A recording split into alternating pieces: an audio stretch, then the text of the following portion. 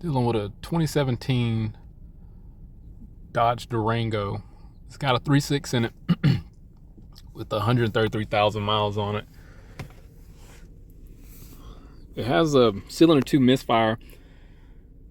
The customer told me he wound up putting, like, swapping the plugs in the coil, if I recall properly.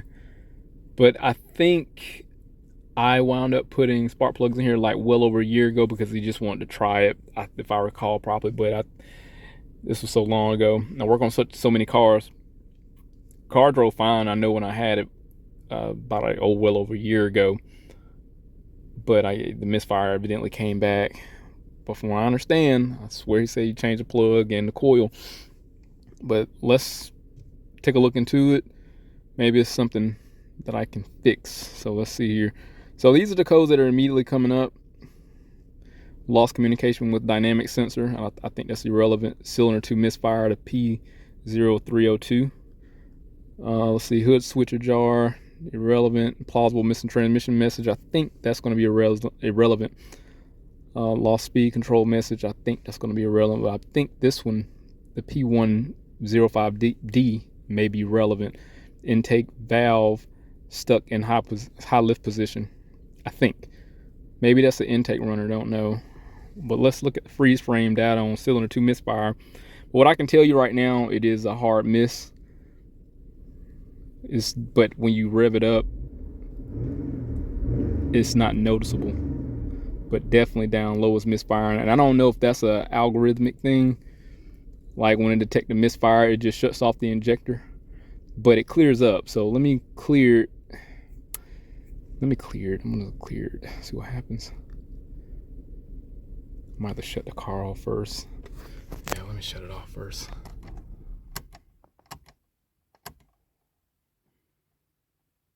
Let's see.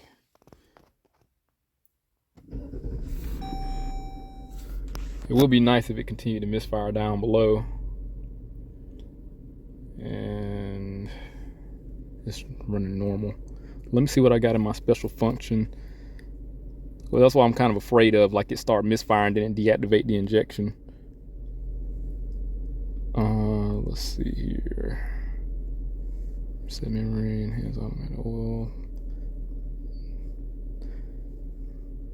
I was looking for like a power balance test. It might be a system check.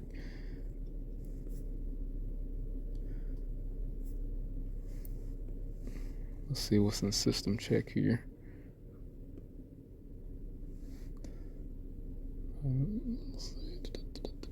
I did see misfire data. I was hoping I could probably look at some other stuff before I went into that one.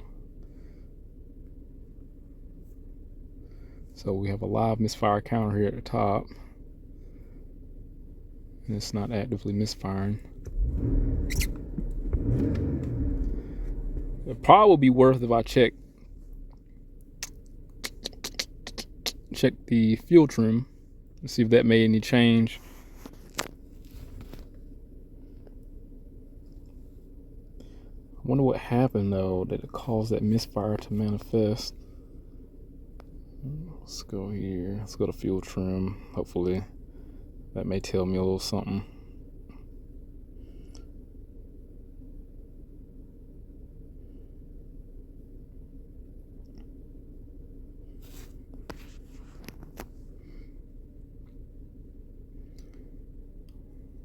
Sensor 1, bank 2, sensor 1. They got a goal.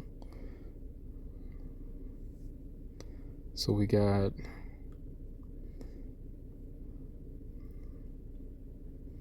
bank 1, sensor 1, O2 voltage. Bank 2, sensor 1, O2 voltage.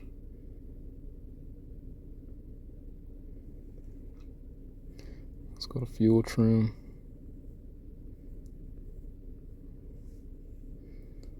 Long-term adaptation.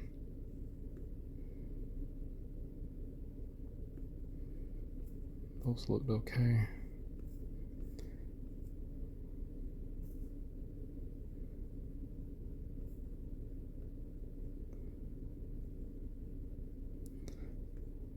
So whatever fault it starts to detect, and that's when it starts to misfire, and then obviously deactivate the injector.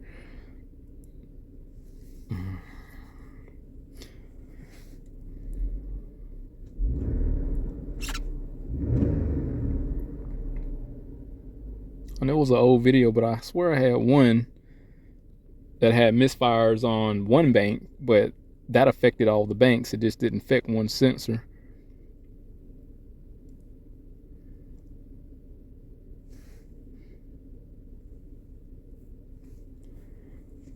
Let me see if I can gain a pattern here and then develop a strategy, and I'll come back.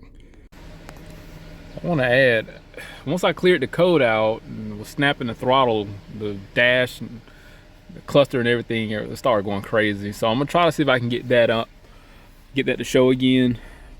But now it's misfiring. Yeah, now it's actually misfiring now. But this seemed like a CAN problem. Implausible data received from TCM. This is when I had issues with the TIPM. These were usually what happened. CAN bus C problems. Where's that at? Lost communication with steering control module. I've had that happen. But it was an ABS. No, it was ABS. But CAN, lost communication with CAN control C. Yeah, this seems like this just might be a TIPM problem. But what does it have to do with lost fuel volume? This is all instrument cluster issues, hood ajar. All those were coming up. Stop start feature, lost control, lost speed control message, possible transmission message. And then we got our misfire too. So I'm about to see what's mutually in common with all these. The body control module, which should be the TIPM, if I recall properly. That's the gateway or front control module. Let me see, data received from TCM. That information goes to the TIPM. Everything goes to the TIPM. So, and this may be what we got going on in regards to this. But the strange thing is it's misfiring again. I don't know specifically where the misfire is. So it's on cylinder 2, and that's populating. I don't think these issues are synonymous, because the issue with the instrument cluster or all the lights and stuff come on separately from this. But let me see. I mean, am I justified in pulling the coil, inspecting the coil and moving the coil over to cylinder 4 and seeing what happens? Because I swear when me and that guy talked, he was talking about cylinder 4, not cylinder 2. So he may have resolved cylinder 2, but cylinder 4, he may have resolved cylinder 4, but cylinder 2 is the problem. I have to look back at our text messages, but what's strange is I rev it up, it clears up. Down low, it just started misfiring again. That's usually a sign of an ignition coil though. That's what throws me off, like what I had with Nissans. So it's populating on that one. Let me clear this code again. I want to show you all the lights coming on and just going crazy. So the park sense went off.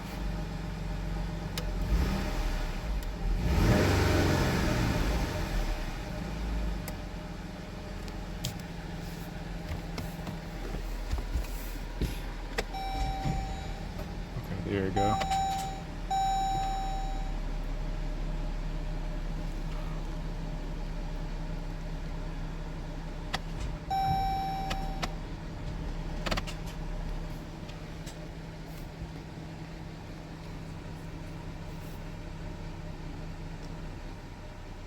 We got another check engine light and part sense issue. See if there's any codes that pop back up.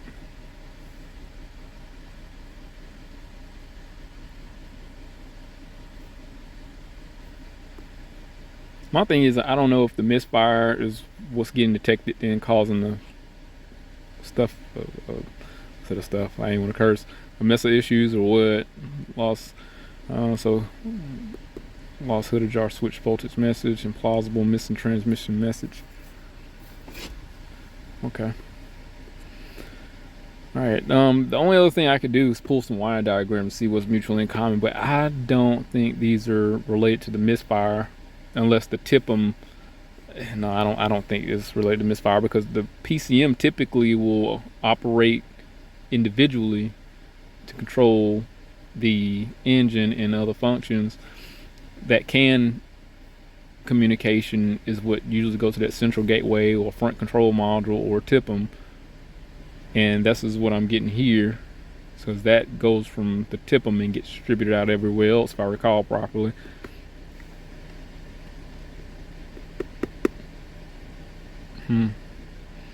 So I'm not sure if I need to check why we got these problems first and then the misfire, or the misfire first and then this, but I think because what the car is not satisfied with first is so integral, it may be worth jumping and finding out these problems first before the misfire, if I recall. So that's what logically makes sense. But he wanted to address the misfires, not this. So that's what he's called about. I just need to find out if these are synonymous in any form or fashion, or if I'm just chasing my ass diagnosing a misfire. But I think it's worth, because the coils are accessible, to switch the coils from 2 to 4 and see if the misfire changes, and go from there. At least I can still inspect the coil while I pull it out and see if there's any faults. Alright, started dancing around again. Gear shift. Stop start unavailable. Service stop start feature. I wish it'll do like it did before though, because everything went crazy.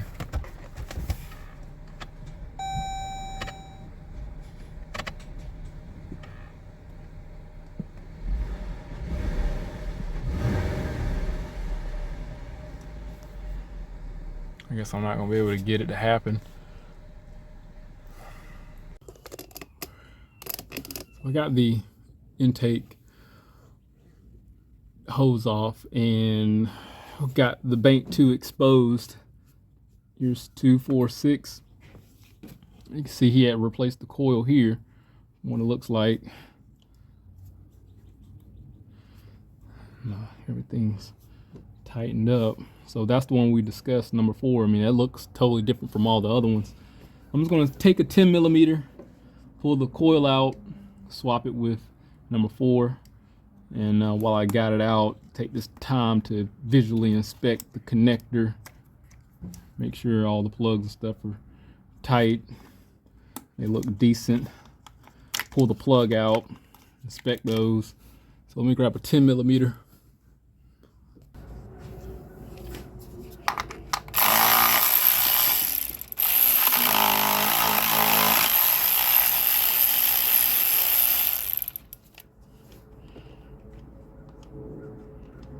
I guess the good thing is, I mean, at least the misfire is somewhere that's accessible. That's the main thing, because man, if I had to pull the intake off, it wouldn't be the most fun job. But I still do have least invasive type of diagnostic capabilities. Let's look inside this boot here.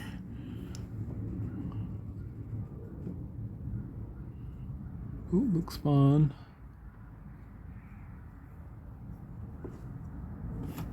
I don't see any evidence of arcing. It's number 4.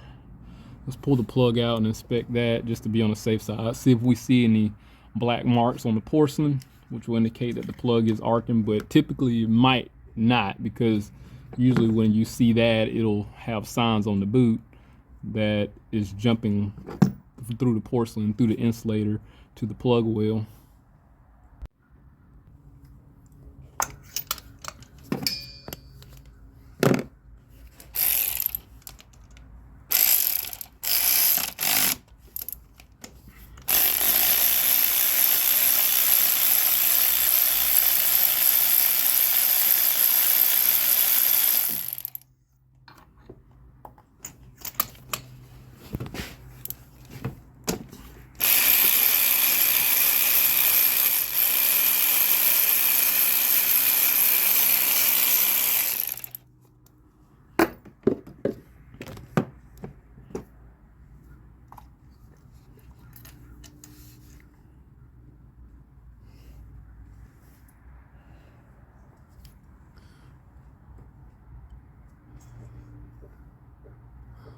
Plug looks pretty good. Put NGKs in there last year.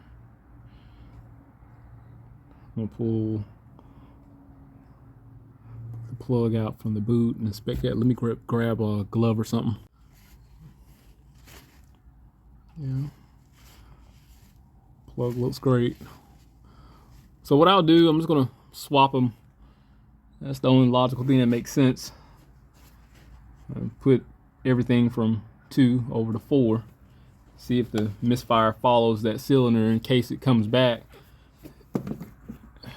So if it do, more than likely we just got some issues with the ignition coil. Got that out.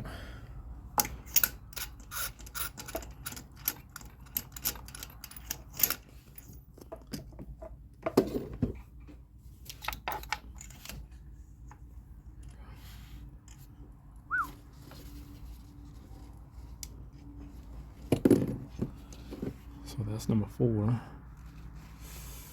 It's hot. I mean, it actually looked worse than, well, the firing looks better. Plug looks better. Let's see if I can. So here's number 2. Here's number 4.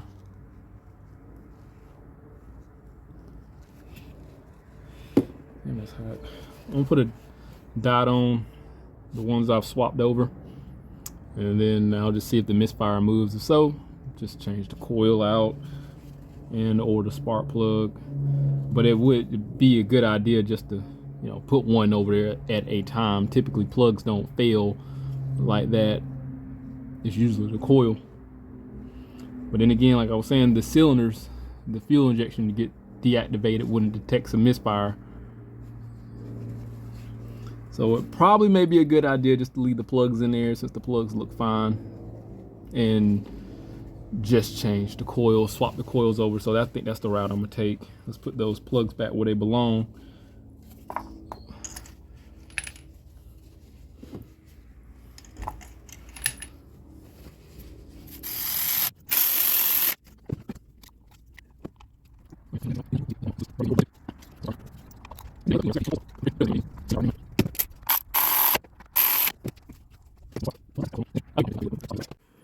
So I did a complete scan on the total system for all the computers, and I do remember this U012100 code, lost communication with anti-lock braking system, control module A. Now, this is set, and being that we had CAN gateway issues, this still leads me to believe that it's going to wind up being a TIPM problem, especially this one, the U040200, implausible data received from TCM. So that, let me see. Yeah, integrated center. Stack out, no, let me see. No, let's go back up. Invalidator received from anti-lock brake. Lost communication with body control module. That one. Can't see performance. Yeah, so everything on CAN bus C seems to be a problem.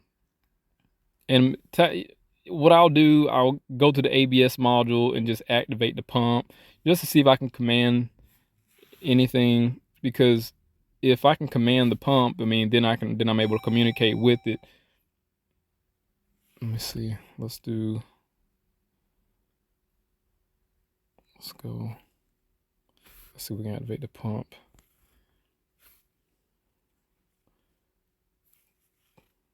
Oh yeah, so if I can activate the pump, then obviously I have the ability to communicate with it. And the DLC connector has to go through the gateway control module. So I mean, this just indicates that there's something wrong with the TIPM, which is a very common problem. So I'm gonna clear all those codes out. I'm gonna take this on a test drive and see if that misfire will come back, or if it moves, if it does come back, if it moves to a different cylinder. And again, I mean, the issue, you know, does the communication problem happened first and then the misfire. You know, I'm not sure if the misfire is a byproduct of the communication issues, but why is it isolating just one cylinder, which is confusing to me. You know, so might be a fuel injector. Don't know. You know, once I gauge a pattern, see what's happening and you know, what are the fuel trims looking like, because it's challenging to see, especially because it deactivate the injector. If I recall properly, it just doesn't just keep emitting fuel. This system is likely going to be a lot more intelligent than I am. Let's see that. Okay, so everything's cleared out. Let's see what happens. Give me a minute. All right, misfire came back. Let me see which cylinder it's on. Now the check engine light didn't come on for a communication problem. Let's see here. Let's go to engine control module. Let's go to misfire data. I mean, it didn't take but like 3 minutes and then it just popped on. So it's still on cylinder 2.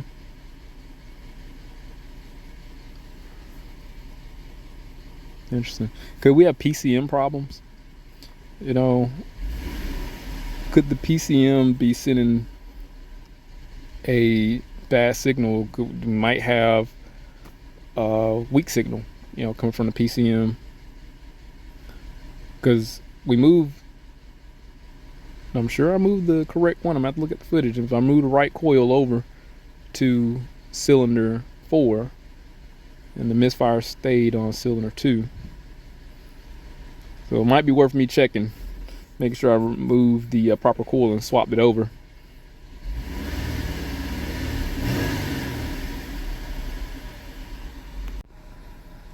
So yes, the good news is I did change the coils over to the proper place where I intended to change them.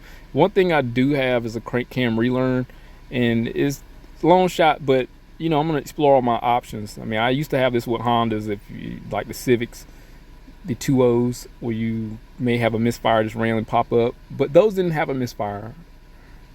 It just showed up as a misfire. So I'm gonna explore my options and do a crank cam relearn to see if that changes anything.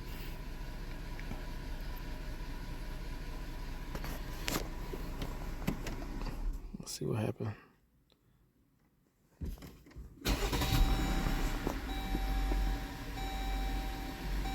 So shut the engine down, start it back up. It clears the misfire. So the crank cam relearn is complete. All right, so I'm gonna see what happened with this. Not guaranteeing that's gonna fix, but let's see what happens. If it comes back, we're gonna definitely update. So the misfire did come back, obviously. So one thing I'm noticing is the oxygen sensors upstream. If low is lean, high is rich, the green traces number 2, the bank 2, the issue with the cylinder. I mean, that's staying rich. I mean, it's got a hard miss now, but I'd imagine the injector was supposed to be deactivated. Why is it displaying rich? So if I pull down to the O2 sensors, bank 2, sensor 2. Let's see, bank 2, sensor 1. Let's go to bank 1, sensor 2. So these two. These are in fact lean.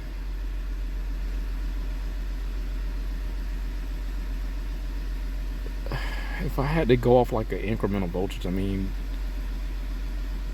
well, let's see what happens. I'm gonna snap throttle. Okay, they're both staying rich in the downstream.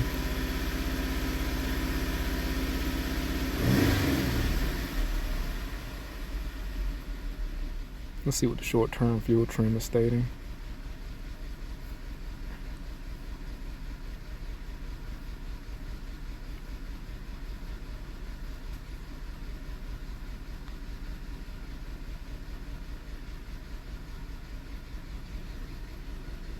Right, 2. long-term bank 2, so it's taken away. So long-term bank 2 is rich. So we could just be dealing, well, but it clears up. Like if I rev it up, it clears up. So I won't focus. If I let it idle, then it gets worse.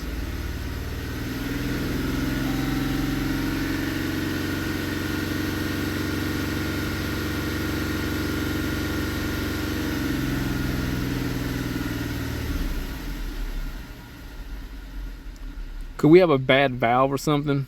But why would it be rich? Like a exhaust valve, could it be bad? But I doubt it.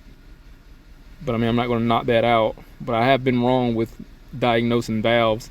It might be worth just checking the injector. Since that idle is really rich, could it be sticking? Could be having a stuck injector. The plug did look a little different on that cylinder 2. It is taking away 9%. So I mean, I think it's worth really looking into that cylinder's injector, seeing what it looks like. So I wound up hooking up the amp clamp on number 2 and number 4 injector, and also right now I'm currently hooked up on the coils. So it's running fine now, but after a while it'll just start missing, and it'll continuously miss. And I started pulling some information while it was running decent and started missing, but currently right now I cleared the codes and it's running fine. The current ramps on the ignition coils are compatible for 2 and 4. They're around 9 amps, so it's 923 millivolts. So that's where we're at with that. I wound up taking some screenshots of the injector health also. Let me go back here. So number 2 is the one in question. This was a 1 millisecond per division time base. There's our current ramp, and the purple D traces a current ramp, and then B is going to be the voltage. And just doing a basic comparison from number 4 here and number 2. I predominantly looked at the current ramp, which was, you know, I would say it was pretty decent. So let's look back at number 2. So there's our voltage is at 0, current ramp starts at 0. I know number 2 was starting a little lower before, but I don't think that was like any problem. I think I probably wound up messing around with the levels, but they're equal. Don't know if they have anything to do with this misfire, but I want to check that out definitely. Here's number 4. This is supposed to be a decent one. The current ramp is leveled out, you notice, and this, you know, this was a decent cylinder. We have a good voltage, and we have a decent waveform for the current ramp. So the voltage waveform is fine, it's clear, and we have a good smooth transition going up in the voltage and the amp clamp. So 2, the only thing I noticed, like, it was lower. I wonder if that had anything to do with it pulling voltage down, because maybe there's something wrong with the injector, but I didn't see anything pin tool wise at the very end here that I would call into question. What I'm going to do, since it was something I just noticed, I'm not sure if that has anything to do with it, if the current is deeper than 0, but I'm definitely going to look more into it since it's running fine now. Let's see how deeper that was, for some strange reason getting pulled down a couple milliamps. I'm going to look into that. Let me hook back up on number 2 and get that same time base and see if that still looks similar, or if it looks like number 4. And then when it starts misfiring, then I'll hook back up into it and then I'll look into it again. All right, misfire came back. I'm not going to chase my ass. too much longer because I've been kind of monitoring the waveforms for a while and comparing both banks, and then not both banks but both sides of 2 and 4, and then the 2 and 4 coils. They're the same. I'm not going to question the integrity of those injectors or the coils. I'm just going to probably have to investigate that variating valve code, and that was in the front bank on this bank also, so they may be causing this misfire. So I think that's the next route I need to go, because I feel as though if I start looking too far into this, then I'm going to start questioning a lot of things that don't need to be questioned. So I'm going to move on to the next thing, since we know those are compatible. I'm just putting squares and square blocks, because that injector works the same as that other injector. That coil works the same as the other coil. It sounds good when it start up. Move on to the next thing. So let me pull this intake tube off with the air filter assembly, and then check the variating valve components. And let me get my wires put back together. We'll do that. So I found the variable valve lift solenoid here, and no, it makes sense, being that I got good waveform for the injectors and for the ignition coils, for this to cause some problems, because if there's a problem, it'll likely create lift during the time that it doesn't need lift,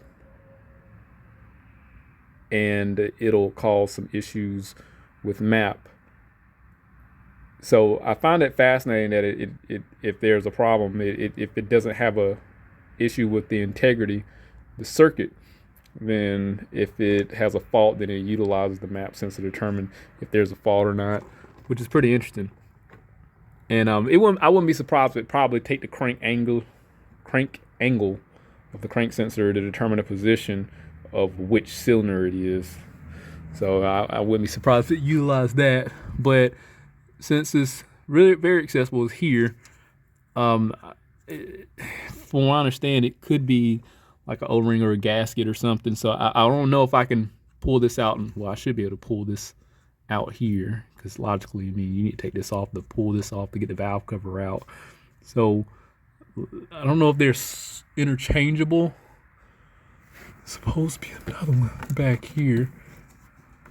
I guess that's a cam sensor or something back there. This is not. I guess we can pull that out and inspect it, see what it looks like. It's just too much to swap out. Maybe I can just do a circuit test, look in there, see if there's see how it operates, see if there's something, debris or something that fell in there. We can try activating it with the scan tool while it's out. Let's do that. Let's see what happens.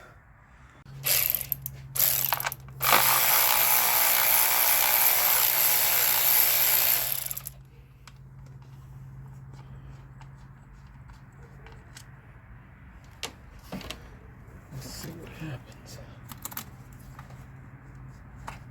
Okay. I've never pulled one of these out.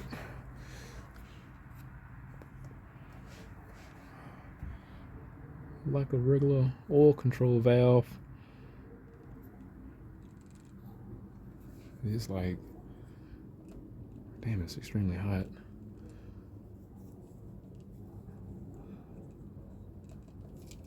Damn, it's hot. I don't know if it's supposed to sound like that or not. Like something loose in there. Let's see if we can do a. It probably wouldn't be a bad idea to do a continuity test with the ohm meter, see if there's any value. I'd imagine they're probably around like 4 to 16 ohms or something. I don't know. It's going to be worth trying. Let me get set up. I don't know what the value is supposed to be. It would be a good idea if I looked it up. I'd imagine, if it's open, then it shouldn't work. If it's closed, then it should. It shouldn't have like anything. Resistance shouldn't be. Oh gosh. Drop my driver. 16 ohms. That was a good guess, but I don't know if that's the correct value or not. Let me see what these values supposed to ohm out at. So I found a case with the guy on Identifix who had diagnosed one of these, and he stated that his ohms was supposed to be 12 ohms plus or minus 2, and this is definitely 16, but I don't know if he tested his at room temperature or not. This is definitely not room temperature. I mean, it's probably like 140 degrees. Yeah, and technically it's out of specification, and it's got that rattle. I don't think it's supposed to do that. Let's just actuate it with the scan tool, see what happens, and see if it makes any audible clicking, if it sounds trashy or not. But I think dealing with this probably definitely on the right track. So I went through the scan tool looking for some sort of variating valve actuation, and I had to go into what a special function here, and it seems like I have something. Where is it? A VVL service test. I'm not sure what needs to happen. This test is used to identify stuck VVL hardware. Let me see what has to happen. Might have to start it up or anything. What is this? I don't know what this means.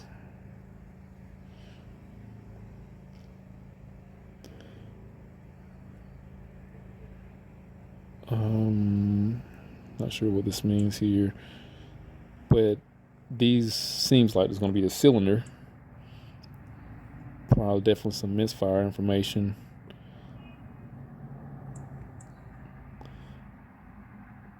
Let's see what it says.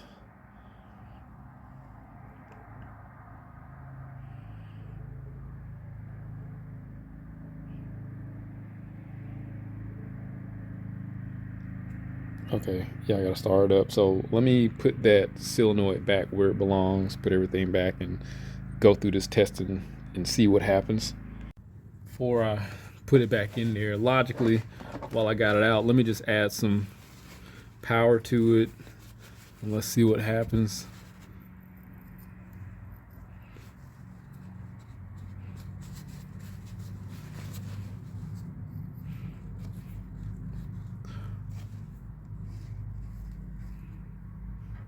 Let's see.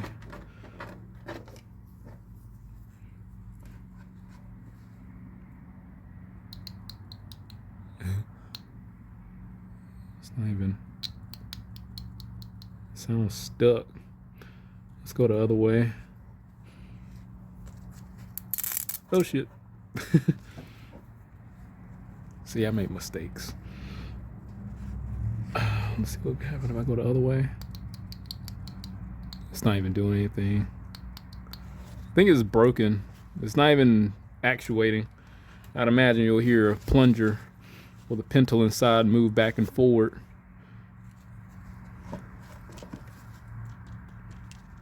Should we just replace it? I mean, it based off another case study. I mean, the ohms are very high. It has this rattling noise, and it's not supposed to do that. Misfires on that one cylinder.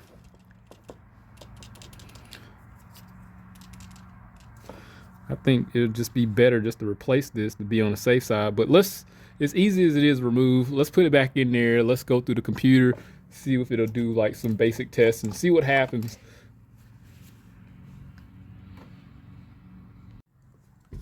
Let's start it up. All right, let's try this VVL service test and the special functions.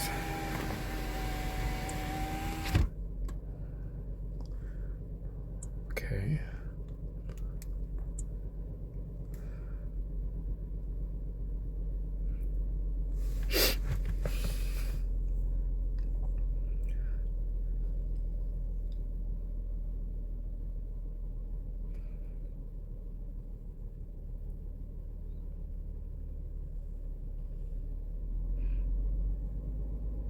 So it's automatically increasing the RPM.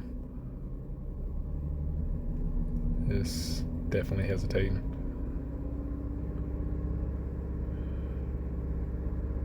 I don't know if you were able to hear that of me speaking, but it had a little bit of hesitation as the RPM increased.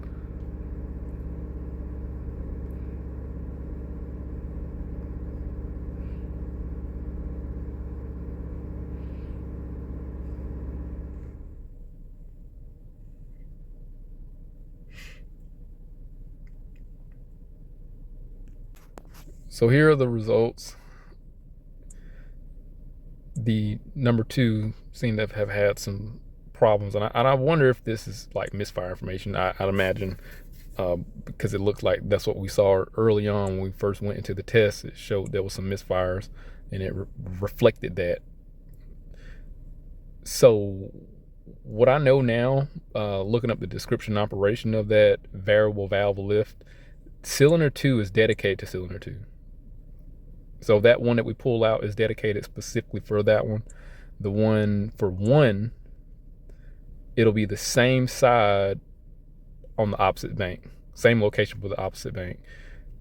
Okay, so that's where cylinder 1 variable valve lift would be. And then there's 2 more in the back and the head, and they control 2 different cylinders on their own. So 4 control all 6, 2 on the bank 2 control number 2, and on the front of bank 1 controls number 1 specifically. The one on bank 2, sensor 2, should control 2 and 4, and 1 and 3 should be on bank 1, sensor 2, if I recall properly.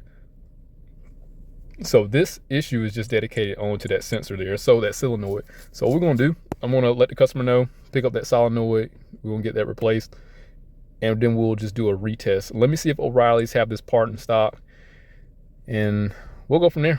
See you in a second. So it's the next day. I managed to go to the dealership, get the brand new part.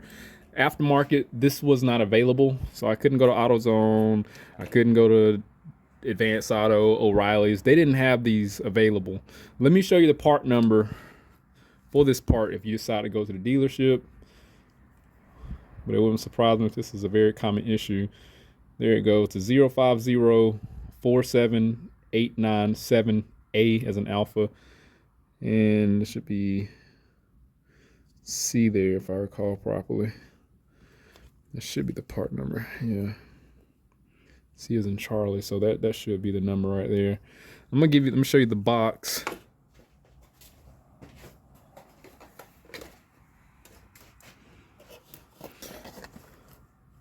There you go. 0504. This should be it. Yep, 0504 7897 AC. So factory part, which is no big deal. I paid about $140 for it. What we're gonna do, just since everything's cold, I'm gonna do the same resistance test as I did yesterday. Then we'll apply power, see what happens. So this is the unit. Yesterday it tested 16 ohms, but it was 100 and something degrees. So now since it's cold, it is gonna be, let's see if I can get these in here. 11.8 ohms. Now, ohms are very unreliable when it comes to testing, and but it'll give you an idea. So 12.12 ohms. So this 12 ohms is what the last guy in the case study was talking about on Identifix. So he was definitely correct. Let's apply power. Yesterday, this one seemed like it was shorted out. Let's see what happened when it's cold.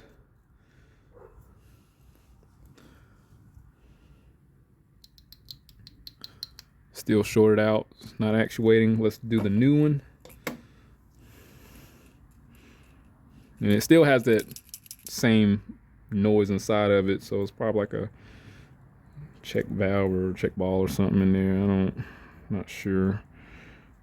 But it has the same rattle, so I'm not going to be suspicious of that. Yeah, this is actuating. This is plunging and actuating like it's supposed to. So we should be in good shape with this one. This one's definitely broke, and hopefully, despite having the similar ohmage, this is shorted out still. So ohm testing is not reliable. Don't rely on that solely. And there are several other ways we could have tested this. We probably could have put an amp clamp to it if we was able to actuate it, you know, check current flow and stuff. But I didn't know. Hindsight is always 20/20. Let's put this in here, and we're going to check the data. We'll go through that same test and see what happens. Oh, one more thing. Look at the gaskets too. You see how good the new gasket is in comparison to the old one. These probably could fail also, so just be hyper vigilant about that. I'll let the engine warm up for a little bit. Let's go do this same variable valve lifter test and see what comes up.